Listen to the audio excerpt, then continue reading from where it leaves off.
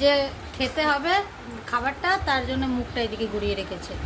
আর এত বদমাস, নিজে নিজে খাবি না তুই? হ্যাঁ,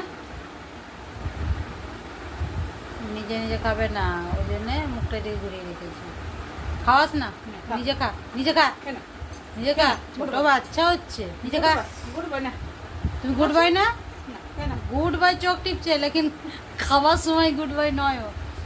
আরে সামনে খাওয়া, ডগি ফুড এত সুন্দর মেখে দিয়েছে কলা দিয়ে।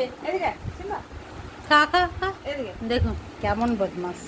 এইটা হলো আমার সিম্বা, এটা হলো আমার বদমাস সিম্বা। নে কোনো মতেই না।